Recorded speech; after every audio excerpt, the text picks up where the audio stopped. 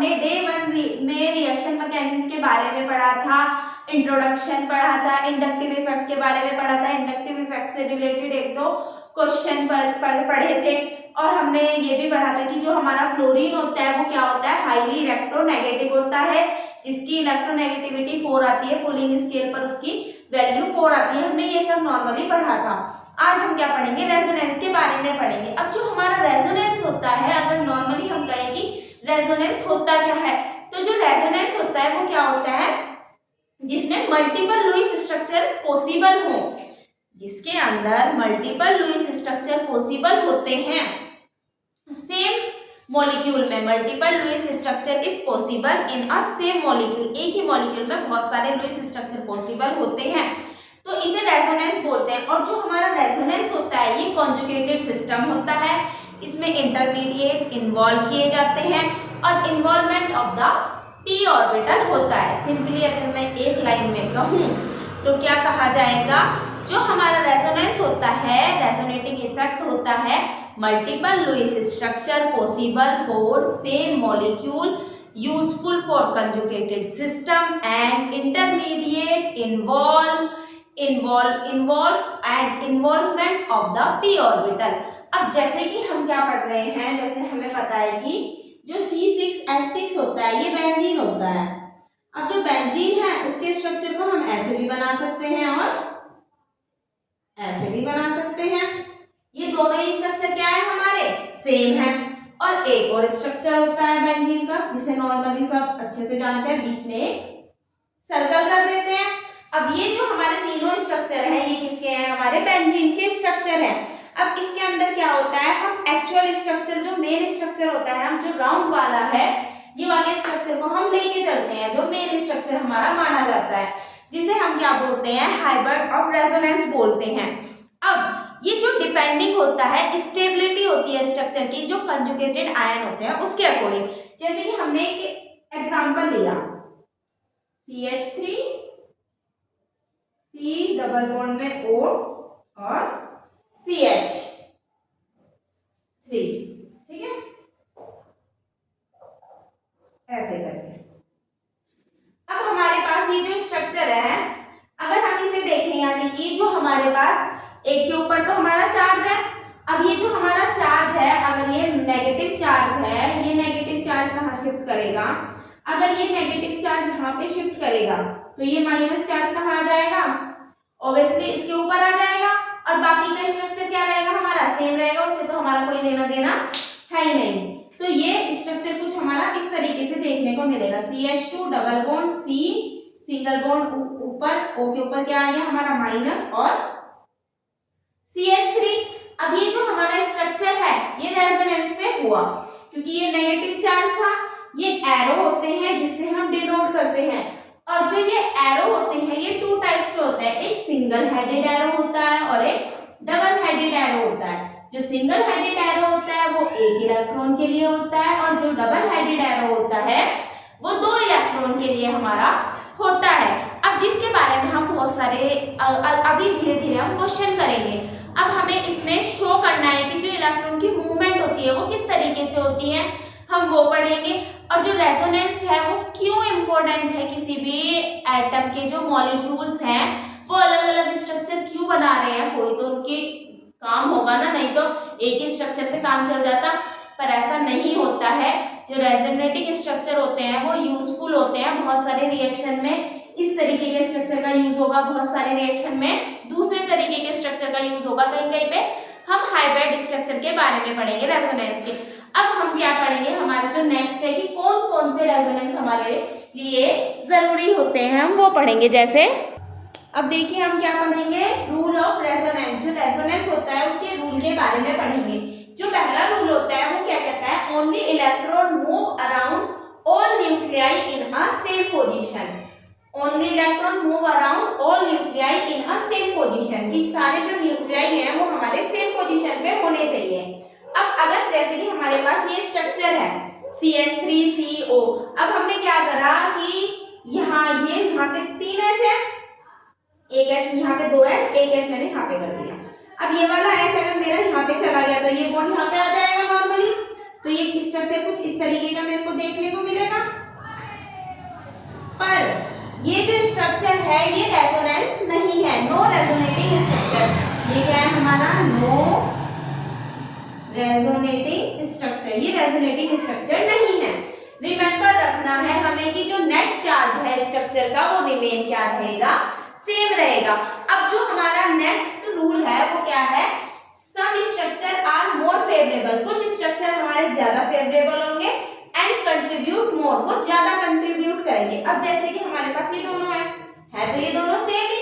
अब मैंने क्या करा? इस वाले बॉन्ड को इधर वाली साइड करा, इसको इधर करा। जब मैंने ये इस तरीके से करा तो ये इधर गया तो प्लस चार्ज, फिर ऐसे ऐसे और ऐसे। अब ये वाला बॉन्ड मेरा यहाँ पे गया तो यहाँ पे लगा दिया डबल बॉन्ड, और ये इसके ऊपर गया तो यहाँ पे क्या आ गया मेरा? Negative charge. सेम अगर मैंने क्या करा? ये वाले बॉन्ड को मैंने इस तरीके से तोड़ा, तो जब मैंने इन वाले बॉन्ड को क्या करा? उल्टी साइड तोड़ा, तो ये स्ट्रक्चर कुछ मेरे को इस तरीके का देखने को मिलेगा कि यहाँ पे तो नेगेटिव आ जाएगा और यहाँ पे क्या रहेगा? मेरा डबल बॉन्ड ही रहेगा, और इस वाली साइड क्या आ जाएगा? पॉजिटिव। अब जो हमारा ऑक्सीजन होता है वो इलेक्ट्रोनेगेटिव तो होता ही है, पर उसके ऊपर अगर पॉजिटिव चार्ज आ रहा है तो वो थोड़ा कम स्टेबल होगा, रेजोनेटिंग स्ट्रक्चर थोड़े कम दिखाएगा। लेकिन अगर ऑक्सीजन इलेक्ट्रोनेगेटिव के ऊपर नेगेटिव चार्ज आएगा तो वो क्या होता है? ज्यादा स्टेबल होता है। तो जो नेगेटिव चार्ज है इलेक्ट्रोनेगेटिविटी के कारण वो क्या होगा? हमारा ज्यादा स्टेबल होगा, मतलब कि ये वाला स्ट्रक्चर हमारा क्या होगा? मोर स्टेबल, और ये वाला थोड़ा कम स्टेबल, ये थोड़ा लेस स्टेबल। ठीक है, क्योंकि ऑक्सीजन के ऊपर नेगेटिव चार्ज आ रहा है, यही हमारा रूल कह रहा था। अब हमारा जो नेक्स्ट रूल है वो क्या कहता है? All atom should be in a one plane, कि सारे एटम एक ही प्लेन में होने चाहिए।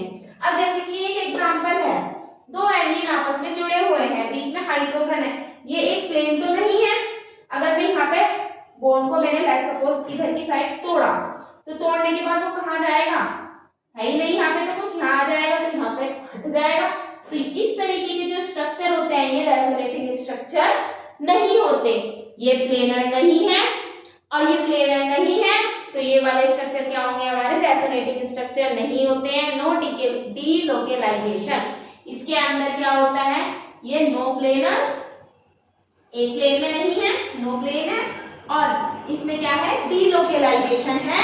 तो इस कारण से ये नॉट डीलोकेलाइजेशन है, इस एक तरीके से अपने काम को नहीं कर पा रहे। अब अगर हम डेट्स देखें, remember that octet rule while with respecting to the structure, हमें ऑक्टेट रूल के अकॉर्डिंग भी अपना काम करना है। अब हमने क्या करा? अपने बॉन्ड को तोड़ा। जब मैंने इस वाले बॉन्ड को यहाँ पे तोड़ा तो जो अगले वाला बॉन्ड है वो कहाँ आएगा मेरा? यहाँ, और ये वाला यहाँ, इसी तरीके से जाएगा। अब मैं अगर इसको करूं तो ये कुछ इस तरीके का मेरे को देखने को मिलेगा। मैंने बेंजीन बना दिया,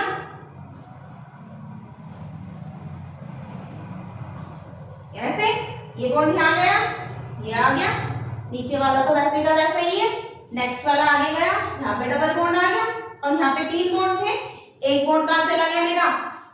नाइट्रोजन के ऊपर चला गया, तो नाइट्रोजन के ऊपर क्या आ गया? Minus charge. अब ये क्या है? मेरा रेजोनेटिंग स्ट्रक्चर है। हम इसके एक और नेक्स्ट एग्जांपल अभी करते हैं, जैसे कि ये रहा। अब जैसे कि हमारे एग्जांपल है, अगर हमने देखा ये स्ट्रक्चर है, इसका हमें रेजोनेटिंग स्ट्रक्चर बनाना है। अब हमने क्या करा? इस वाले बॉन्ड को हमने हाइड्रोजन पेयर थी, इनको इधर पहुंचाया, तो ये वाला इधर आएगा, तो इसका जो स्ट्रक्चर बनेगा वो कुछ इस तरीके से हमें देखने को मिलेगा।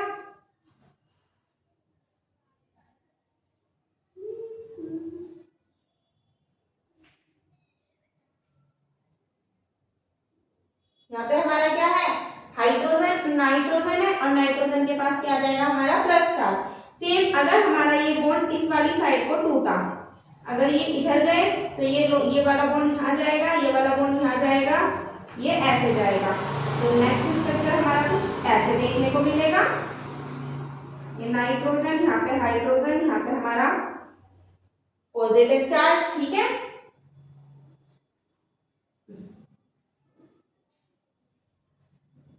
यहाँ पे क्या है? ऑक्सीजन। अब ये वाला बॉन्ड इधर गया तो यहाँ पे बॉन्ड बन गया, ये वाला बॉन्ड नीचे गया, यहाँ पे बन गया, ये यहाँ पे, और ऑक्सीजन के ऊपर हमारा क्या आ गया? माइनस चार्ज आ गया। वो इतना आपको पता चला होगा। जो नाइट्रोजन है इसके ऊपर क्या है? हमारा अब दोनों के जो बॉन्ड लगने का तरीका है वो अलग अलग है, तो दोनों क्या है, रेजोनेटिंग स्ट्रक्चर है। अब जो हमारा नेक्स्ट वाला है, अगर हम इस वाले एग्जांपल को देखें तो इसमें अगर हम बॉन्ड को क्या करें, इधर उधर घुमाएं। फर्स्टली हमने क्या करा, बॉन्ड को अगर मैं इन वाले बॉन्ड को, इस वाले बॉन्ड को यहाँ पे घुमाया,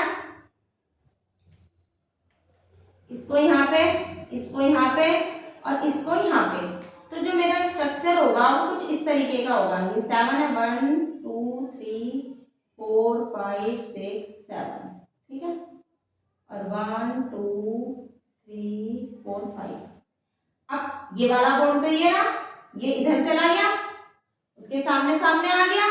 अब अगर हम अपना नेक्स्ट देखें, ये तो इधर वाली साइड आ गया। अब ये वाला बॉन्ड कहाँ है मेरा, यहाँ पे, और ये वाला बॉन्ड कहाँ गया मेरा, ये रहा, ये वाला बॉन्ड ये रहा। स्टार्टिंग कर लो, और यहाँ पे क्या आ जाएगा, नेगेटिव चार्ज, क्योंकि ये वाला बॉन्ड यहाँ आया। अगर ये वाला बॉन्ड शिफ्ट करके यहाँ गया तो यहाँ पे क्या आ गया मेरा, नेगेटिव चार्ज आ गया। और इसके जो साइड वाला है, जब ये वाला बॉन्ड मेरा इधर वाली साइड गया था तो इसके पास क्या आ गया मेरा, पॉजिटिव चार्ज आ गया। सेम अगर मैं इनको अपोजिट घुमा दूं, जैसे ये है उससे अपोजिट डायरेक्शन में, जैसे कि इसको मैंने इधर घुमाया और इसको इधर घुमाया, तो इनका जो स्ट्रक्चर होगा वो कुछ इस तरीके का मुझे देखने को मिलेगा। 1 2 3 4 5 6 7 ये है। अब हमारे बॉन्ड है, इस वाले बॉन्ड को हमने कहाँ घुमाया, इधर। ये दोनों मैंने क्या कर दिए, ऐसे के ऐसे ही लगा दिए। इसको इधर घुमाया, ये यहाँ आया, यहाँ पे मेरा क्या आ गया, नेगेटिव चार्ज आ गया, और इसके साइड वाले पॉजिटिव चार्ज आ गया, इसके साइड वाले पर क्या आ गया मेरा, नेगेटिव चार्ज आ गया। अब अगर मैं इसका दूसरा स्ट्रक्चर बनाऊं तो ये जो मेरे 7 है, 1 2 3 4 5 6 7, तो इस वाले 7 के बीच में हम नेगेटिव लिख सकते हैं, और ये वाला जो मेरे 5 वाला है क्लोज स्ट्रक्चर, इसके बीच में पॉजिटिव। सेम इसके अपोजिट वाला जो हमारा 7 वाला है, 1 2 3 4 5 6 7, इस वाले में हम पॉजिटिव लिख सकते हैं, और जो हमारा 5 वाला है उसमें हम नेगेटिव लिख सकते हैं। ये भी रेजोनेटिंग स्ट्रक्चर होते हैं। सेम हमारे पास एक और एग्जांपल है। अब इसमें हमारे पास क्या है, ऑक्सीजन। अगर हम इसके बॉन्ड को घुमाए, लेट्स सपोज मैंने इस वाले बॉन्ड को यहाँ पे घुमाया और इसको इस तरीके से मैंने क्या करा, इन दोनों को घुमाया। जब घुमाया तो घुमाने के बाद कुछ स्ट्रक्चर ऐसा देखने को मिला,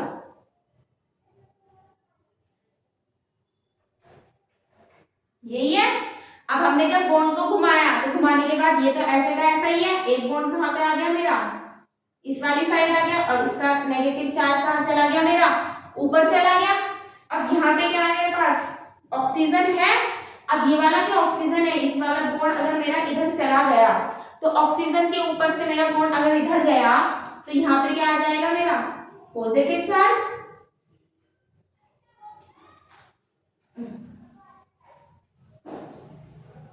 कुछ इस तरीके से क्या आ जाएगा मेरा, पॉजिटिव चार्ज। लेकिन अब अगर मैंने क्या करा, इस पॉजिटिव चार्ज को मैं वापस इसी की पोजीशन पे ले आऊं कि मेरे को पॉजिटिव चार्ज यहाँ पे से ये यहाँ चला गया बॉन्ड, तो बॉन्ड भी तो यहाँ लगाना पड़ेगा कुछ इस तरीके से, ये यूं करके गया। बट हम ऐसे नहीं कर सकते इसको कि इस वाले बॉन्ड को तो यही रहने दे, तो ये वाला पॉजिटिव चार्ज कहाँ जाएगा, यहाँ पे।